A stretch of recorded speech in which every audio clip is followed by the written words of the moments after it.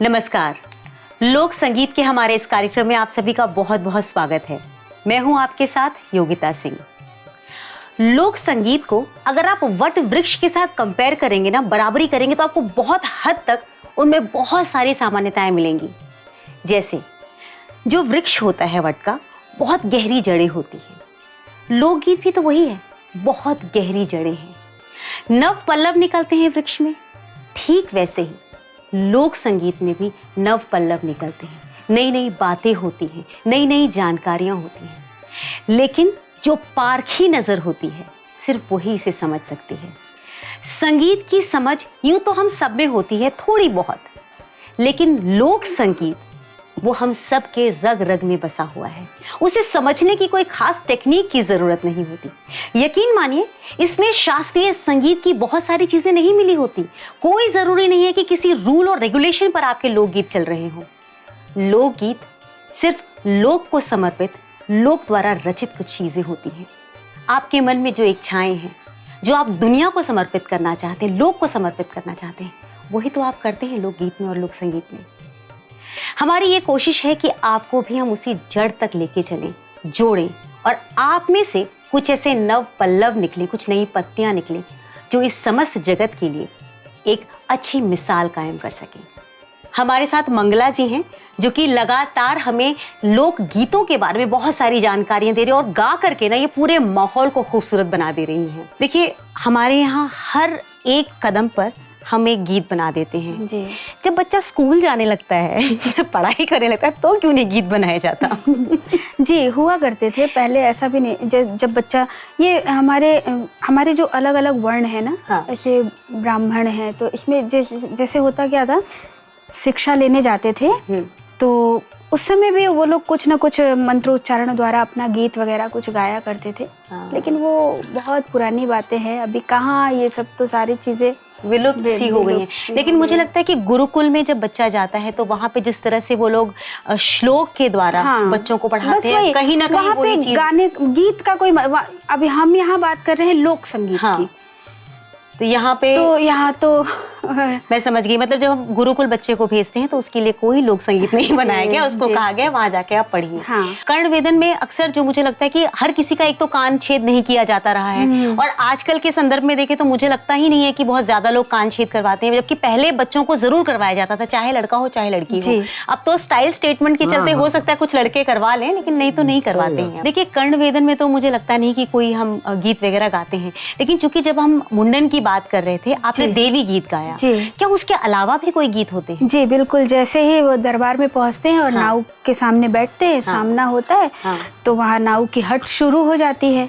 तो उस हट पे जो गीत है वो मैं आपको सुनाती हूँ। जरूर सुनाइए।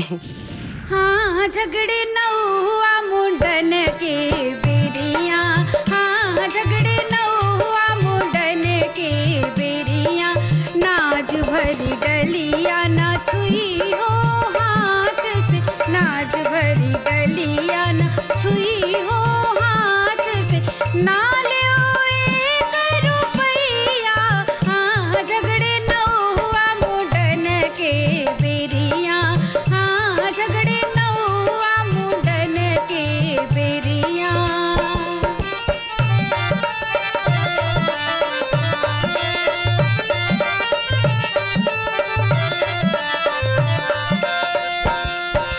चांदी के छुरवा कतोरी कांस की,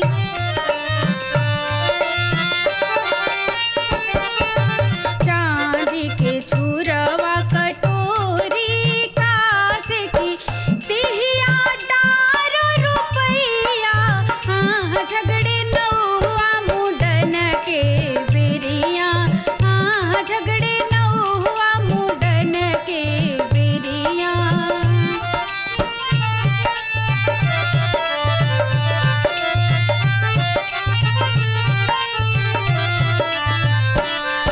और जब तक ये सारी बातें चल रही है कि नाव झगड़ रहा है, लेन देन का बात चल रहा है, तब बच्चा बहुत खुश है, इस दौरान बहुत खुश है। अभी तक तो हम बचे हुए हैं, और इतना वो खुश है कि अपना खेल रहा है, उलट रहा है, पलट रहा है। कैसे? देरी हो तलखी लाल मगन भयो,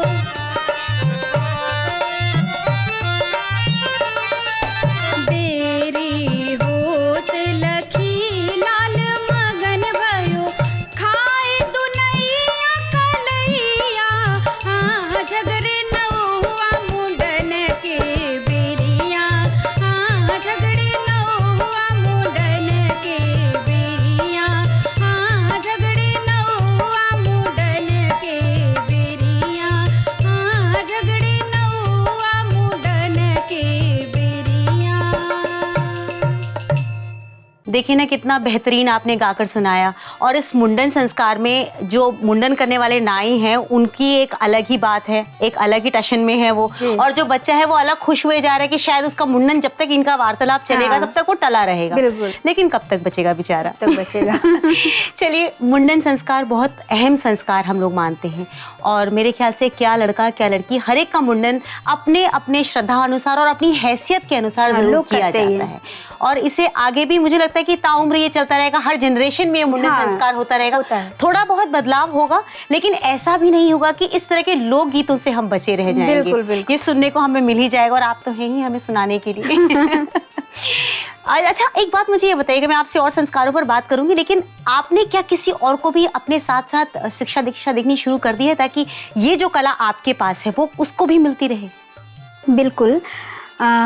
मेरी एक अपनी खुद की संस्था है जिसका नाम है अपनी परंपरा। अच्छा जी, और उसको हम और सर मिलके चला रहे हैं और इसमें मैंने यही सोच के इसका नाम अपनी परंपरा रखा, आर ट्रेडिशन, कि लोग इससे जुड़े और आज के जो न्यू जनरेशन के, हमारा भविष्य क्या, हमारा भविष्य बच्चे हैं, तो अगर वो बच्चे ये चीज़ सीखते हैं तो आने वाले समय में ये जिंदा रहेगा। आप ठीक कह रहे हैं। अच्छा, रिस्पॉन्स लोग कैसे देते हैं? देखिए, मुझे जितना शहरी बच्चों को देख करके समझ में आता है कि वो वेस्टर्न म्यूजिक की तरफ बहुत अट्रैक्ट होते हैं। घर में भी अगर मैं देखती हूँ तो लोग अंग्रेजी गाने चला के सुनना पसंद करते हैं, जो कई बार हमें समझ भी नहीं आता कि वो चल क्या रहा है, लेकिन अंग्रेजी गाने, अंग्रेजी धुन या फिर आज के बॉलीवुड सॉन्ग्स, लोग उसकी तरफ ज्यादा अट्रैक्ट होते हैं। जितने रियलिटी शोज आप देखती हैं उनमें भी ज्यादातर हम सिर्फ बाहर के गाने ही सुन रहे होते हैं। वैसी स्थिति में आपके यहाँ जो इंस्टीट्यूट में बच्चे आते हैं, आपको क्या लगता है रिस्पॉन्स सही मिल रहा है लोगों को? नहीं, शुरू में नहीं मिलता था। हाँ, शुरू में एक दो बच्चे ऐसे थे, जब मैं कुछ उनको सिखाती थी तो वो कभी हंसते थे, कभी आपस में बात करते थे। एक टीवी शो बन रहा था, एक चैनल का शो बन रहा था, जिसमें मुझे बोला गया कि आप अपने कुछ बच्चों को तैयार करिए और मुझे कुछ बनारस का ट्रेडिशनल चीज़ रिकॉर्ड करना है।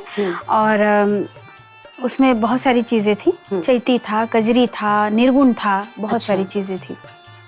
मैंने कहा ठीक है, तो मैं बच्चों को सिखाना स्टार्ट करी। तो फिर उन लोगों ने क्या किया कि कुछ हंसते थे कि ये है क्या, लैंग्वेज ही नहीं समझ में आ रही है। तो मैंने रोका गाना, मैंने कहा कि क्यों हंसी? तो मैम ऐसे नहीं, ऐसे ही क्यों, मतलब क्या समझ में आया इसके लिए? नहीं मैम, वो समझ में नहीं आया। मतलब कहाँ से हो? बनारस में जन्म हुआ है? हाँ, बनारस में हुआ है। तो फिर ये क्यों नहीं समझ में आ रहा है? ये तो तुम्हारी अपनी चीज़ है, तुमको इसको समझना चाहिए, बाकी चीज़ें समझ में आती है। तो फिर मैंने उसको डांट लगाई। तो फिर उसको बोला कि तुम्हारे बस की चीज़ नहीं है, इसको तुम नहीं गाओगी, तुमको गाना ही नहीं है। नहीं मैं गाऊंगी। थोड़ा सा अंदर से आया उसको। फिर मैंने उसको प्रेम से समझाया। मैंने कहा देखो बेटा, आज जितनी भी चीज़ें हैं आपके नज़र में वो सब कहानी है।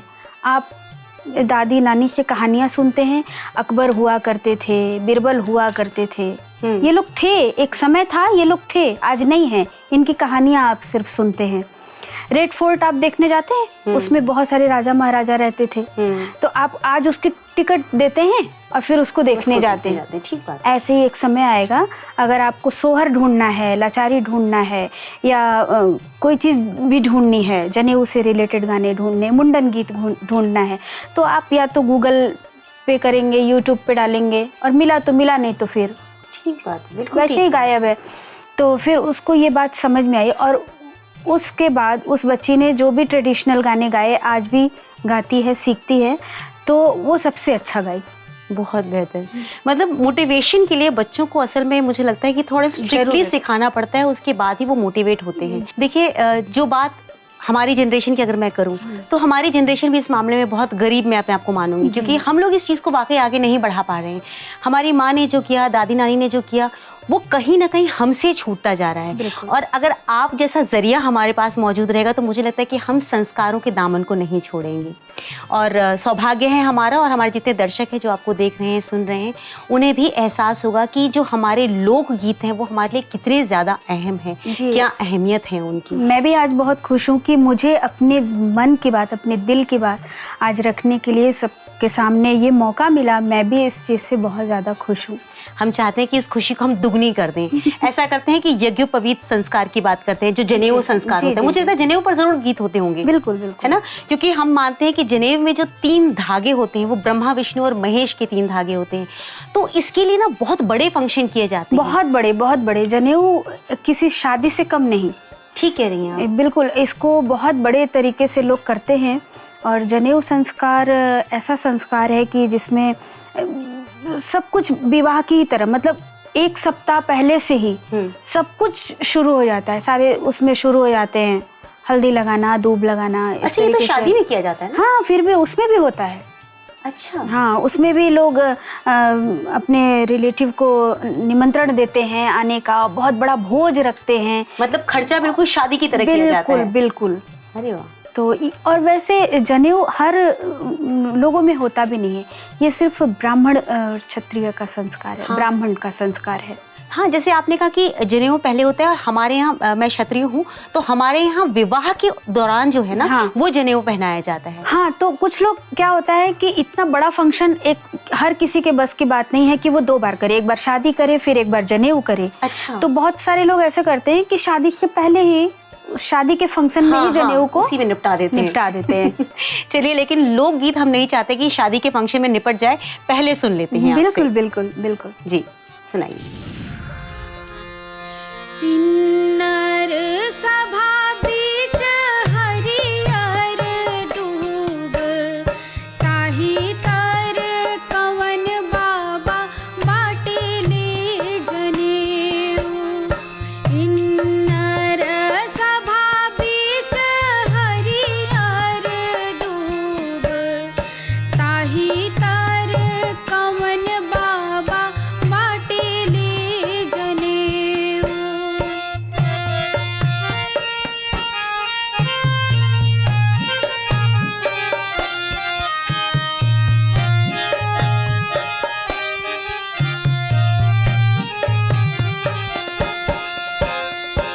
एक गुण दुई गुण तीन गुण जनेऊ, 3 गुण जनेऊ बाबा भाट के देले।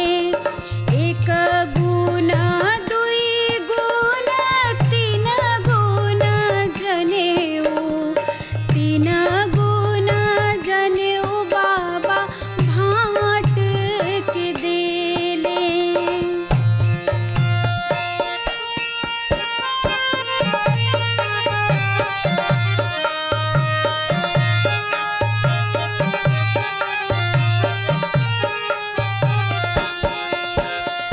चूंकि ये गीत लंबा भी है और 1 गुण 2 गुण जनेऊ बाबा भाट के देले, फिर क्षत्रिय को देंगे, फिर ब्राह्मण को, ऐसे करते करते वो तब जाके बरुआ को मिलता है। अच्छा, बरुआ मतलब जो जिसका जनेऊ संस्कार अच्छा, हो रहा है उसको अच्छा, बरुआ भी बोलते हैं। अच्छा, 3 गुण 4 गुण 5 गुण जनेऊ, 5 गुण जनेऊ बाबा छतरी के देले। 3 गुण 4 गुण 5 गुण जनेऊ, 5 गुण जनेऊ बाबा छतरी के देले। किन्नर सभा बीच हरियर दूब, ताही तर कवन बाबा बाटेले जनेऊ, ताही तर कवन बाबा बाटेले जनेऊ, ताही तर कवन बाबा बाटेले जनेऊ। ये जो आपने अभी गीत सुनाया मुझे, जी। थोड़ा सा इसके बारे में बताएंगे कि वो कहना क्या चाह रहे हैं इसमें? एक्चुअली जब बरुआ का जनेऊ होता है तो भीख मांगने की एक प्रथा होती है। अच्छा। हाँ, तो वो जब भीख मांगता है तो यहाँ वो 1 गुण 2 गुण 3 गुण ये जो जनेऊ दिया जा रहा है, हाँ हाँ, तो वही बताया जा रहा है कि पहला गुण भाट को दिया, मतलब उसी को दे रहे हैं, लेकिन तब तक वो उस लेवल में नहीं है, मतलब उस ब्राह्मण के उसके पहले उसको तुच्छ समझा जाता है। अच्छा। जब तक उसका जनेऊ संस्कार नहीं हो जाता, उसके साथ ऐसा होता है कि एक साथ भाई के साथ बैठ के वो खाना भी नहीं खा सकता। जब तक उसको जनेऊ संस्कार नहीं हो जाता, हाँ। तब तक उसको वो पदवी ही नहीं मिलेगी कि आप मतलब ये ब्राह्मण समाज में है या ये आप क्षत्रिय में शामिल हो गए। अच्छा, जनेऊ पहनने के बहुत सारे रूल्स और रेगुलेशंस भी होते हैं ना, जिनको देखना पड़ता है, फॉलो करना पड़ता है, कुछ बताएंगे उसके बारे में? उसके रूल्स रेगुलेशन यही है कि मेरे ख्याल से जो एक बार जनेऊ धारण कर लेता है, हाँ। फिर वो बिना जनेऊ के अन्न जल ग्रहण ऐसा कुछ नहीं करता है। अच्छा। इस तरीके से, और ये ज्यादातर क्षत्रिय और ब्राह्मण के ही उसमें होता है जनेऊ। अच्छा, चलिए आपने बहुत ही बेहतर बताया है।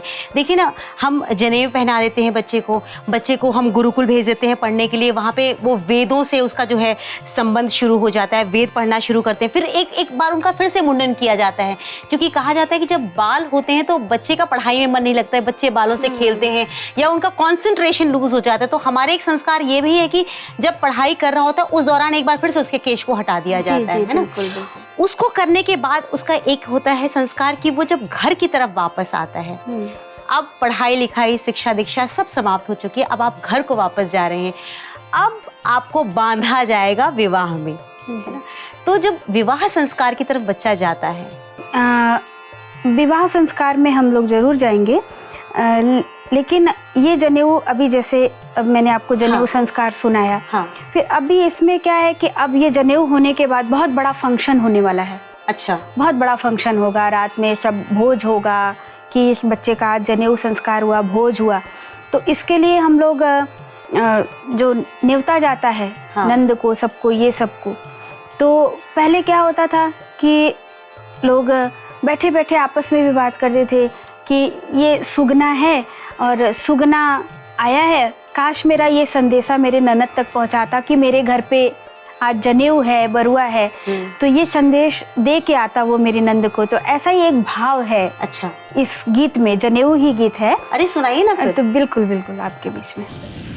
सुगना पर्वत से आवा हमरे अंगना हो, आवा हमरे अंगना, हमरे लालन का होता बरुआ, अरे निवता पठवलीनु हो, हमरे लालन का होता बरुआ, अरे निवता पठवलीनु हो।